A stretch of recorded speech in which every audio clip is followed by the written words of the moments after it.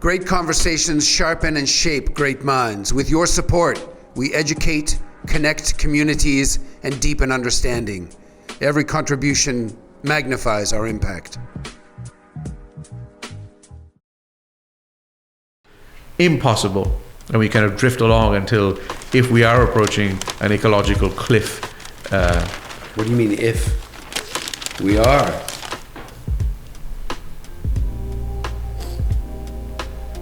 Well, I knows best, but I believe the indicators are all there. I'm not a denier. But the real religion, as you know, that is operative in this land is the dollar, right? The real religion is a kind of radical capitalism, right? That has infiltrated Christianity, and even in some ways has infiltrated Muslim, ways of thinking, to think that that ultimately the pursuit of power and it's even called the almighty dollar. Yeah, the almighty dollar. I mean, and this is something that I think it's clear that humanity. I think humankind will not survive unless there's a spiritual revolution, a revolution of consciousness, and that has to transcend, of course, just the Muslims. But I think Muslims can be an active part of that. Muslims can certainly be like yeast, the agents of some of that arising and some of that renewal. And I think we're going to have to go back to a model, even a pre-prophetic model of Islam, where you remember that the Prophet, upon him be peace, when he was a younger man before prophecy, had an opportunity to align himself with other young men in Mecca to oppose the abuse of a Yemenite worker, right, at the hand of one of the esteemed uncles, one of the wealthy uncles. And they called that the Half al-Fudul, right, the alliance of the virtuous.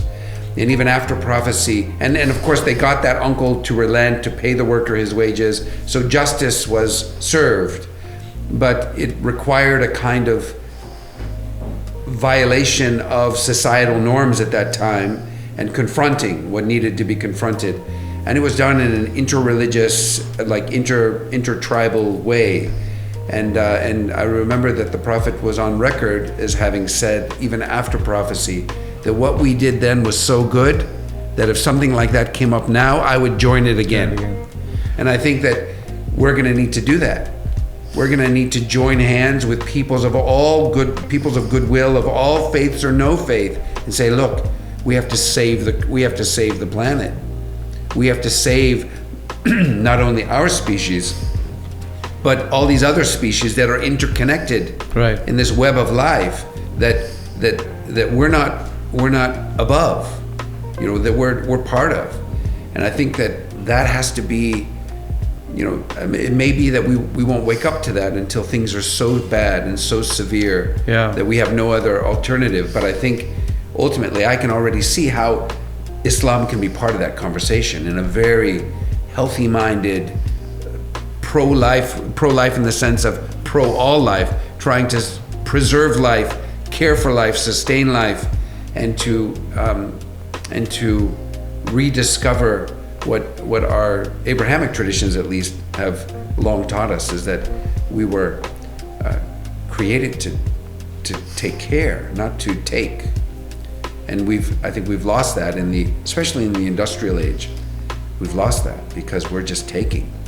Those are resources. Yeah, extraction. Consumption. Yeah. I mean, I could go on with this. I don't know if you want to ask another question, but I'll ask just to follow up on this. I mean, look, I'm Dr. Timothy. I'm with you. But here's my kind of hiccup, which is, this vision is kind of framed as this is what will be, and what I see is we are already in that future. Yeah. And what will be is now. Yes. Like, to the extent we're part of the conversation now, we will be in the future. To the extent we're relevant now, we will be in the future. to the extent we're united now, we will be in the future. Which means, to your question, the future is like today. If you assume a normal development and evolution and progression of time. The future, I feel, will likely be different because we will probably experience disruptions like we haven't never witnessed before, and that is impossible to predict, like the outcome of that. Yeah, food disruptions, energy disruptions, water disruptions. Yeah. And people, I mean, migration, population. I mean, demographics is such an interesting thing. You know, if we didn't have migration into the United States, the population of the United States would be declining. There will be half as many Chinese under current trends in the world in 2075 than there are in the world today. I mean, just imagine that. Korea is going to practically disappear. I mean, their birth rate is like 0.72 or something. They're importing brides from Vietnam and Asian countries so that they can, try and stave off the inevitable. And and there are going to be massive redistribution of people around the planet because of war, increasing war, and climate. Yeah. I mean, the two primary, but there's already economic. Even parts of the United States might become uninhabitable. Yeah, and agricultural connected to climate. And so we are kind of at the precipice of something that's just so unknowable. Yeah. Right? I mean, I was reading this book, Hospicing Modernity. It's actually, you've mentioned that to me. It was recommended by Ahmed Afzal, the Teaching at Twilight. Yes. Which is called collapse theory. And meaning that we are living in a state of collapse. Well, yeah, now. That there will be. Yes. When the world is a complex system. Even Jeffrey Sachs, the development economist from Columbia, when he teaches, his theories on development, he said basically you have to look at global development through the lens of three interacting complex systems: the ecology, the climate, and it's social, like the social world. And then you add a fourth, which is how all that's managed with governance. And each of these is complex on its own. And imagine the levels of complexity when all of them are taken together. This is this is how to think about global development. And so a complex system is non-linear. It's dynamic. Right. It's in flux. It's never the same at 2 points in time, and it moves in unpredictable ways. And each piece is affecting the other. Yeah, and there are chaotic elements built in, and so there's like orders of uncertainty built into this. And so when complex systems, they typically operate within bands of sustainability. And what the collapse theorists are arguing is we have been operating outside the sustainability band, at least of ecology, forever. Forever, meaning they've known this since 1972, at least, when the first study came out from the Club of Rome. When you have a complex system that's beyond its sustainability band, and we can see this with all kinds of indicators, that system will inevitably experience a precipitous collapse. Yeah. We don't know what it's going to look like, exactly when it'll happen, right? And so all these disruptions, what they argue, is coming. And so in Hospicing Modernity, she begins her book with a thought experiment. It's an indigenous author from Brazil. She's an academic in British Columbia. But what an ominous title. Yeah, but it's a beautiful, it's ominous, but it's also incredibly interesting and even elegant in that. So modernity has built in contradictions, and those contradictions are just going to amplify. And we know that the system is going to die because it's unsustainable. But it's also given us amazing things. And so people, they look at the contradictions and the evils of modernity, and they just want to, give it an undignified death and move to something else. But no one knows what will be next. That's and right. And we can't sort of go back to a medieval. And we can't ideal. Go back. Yeah. And so what she says is, let's just live in this moment of uncertainty, that this is going and something else is coming, but we don't know what's coming. Allow ourselves to imagine what could be, while at the same time giving modernity a more dignified death, like hospicing modernity, so that we can honor and cherish some of the good that it has given us, while knowing that its time is coming to an end.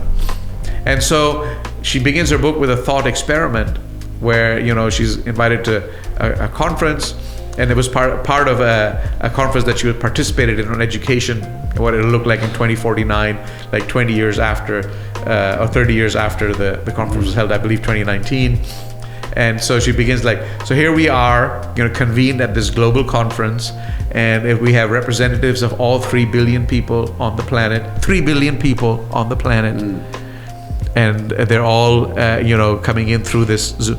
And so she just kind of throws in that, well, it didn't end up being we were 10 billion or 14 billion, the projections show. We're at 3 billion. And how did this happen? And what does this mean for the world? That this freaks out the economists, or people like Elon Musk, who believes that you need more and more people. And we're like, well, how does that even make sense, given that we have this finite planet? Well, he's thinking we have a practically infinite universe, and we're going to start with the solar system. And I just saw he thinks that we can put 1 million people on Mars in 20 years, best case scenario, otherwise 30 years, right? This is kind of how he's thinking. And the reason for this is you need consumers. This is how I understand it. I mean, there's also the sense that we want to save humankind, and our chances improve if we're multi-planetary. But you need consumers to drive economy and wealth. That's the model that they're thinking in, which is very different vision of live within your means, live what you need. That doesn't work for the economy. I mean, George Bush, right, when 9/11 happened, the first thing he said was, shop. Don't let this thing shut down. Because that's what's keeping up our civilization, ultimately. Yeah. Because the instinctive response in a time of crisis is to conserve, right? To maybe take some of your money out of a bank, keep it under your bed, but the idea is to kind of conserve. Yeah. And so he was coaching the American public to do the opposite. And so the religions are fundamentally at odds with the world in that way. The virtues that religions espouse and try to inculcate in us is live within your means, don't overspend, don't extract, take more than you need. Don't take more than you need. Yeah, give what is extra. It's very different from buy it today, planned obsolescence. Let's design the next upgrade with a little tweak so you can throw this one away and buy the next one. And there's a very different kind of operating system, and we're plugging into it, right? We have to, because we're part of the world while we're trying to change it. But the paradox is, the more you plug into it, the more you become co-opted, and the less you're able to change it. And so what do we do?